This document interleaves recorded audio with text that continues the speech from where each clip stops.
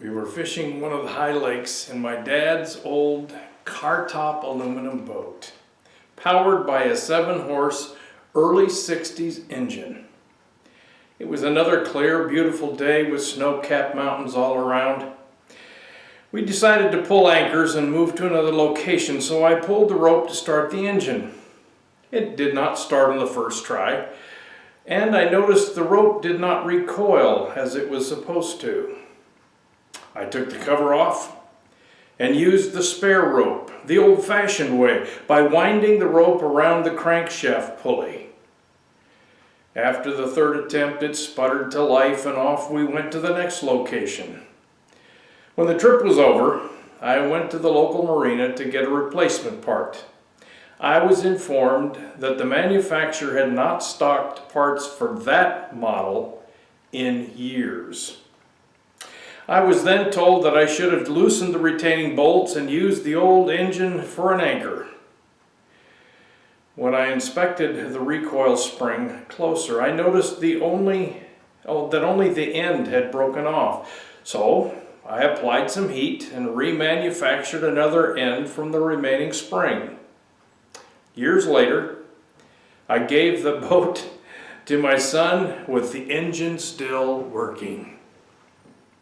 What a wonderful illustration of life. There are many times when our lives break down.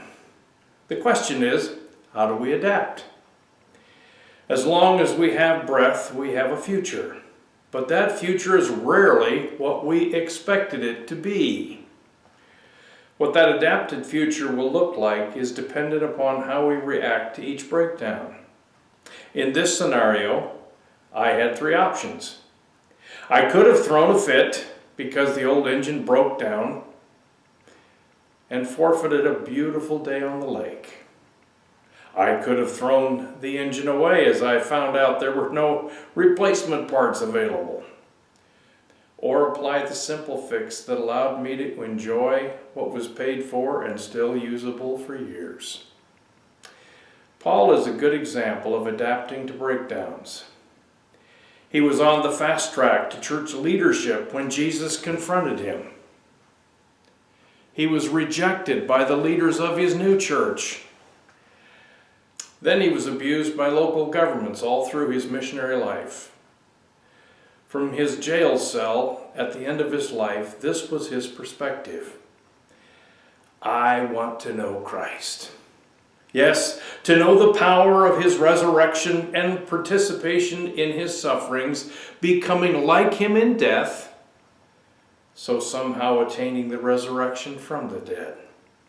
Not that I've already attained all of this, or have already arrived at my goal, but I press on to take hold of that which Christ took hold of me.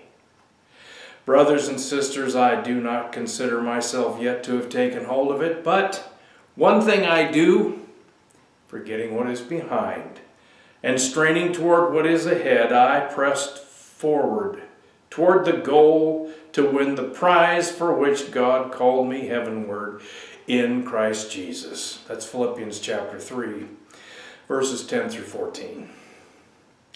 Regret is never a good option. Grace enables us to move ahead in a new direction. So enjoy your journey today.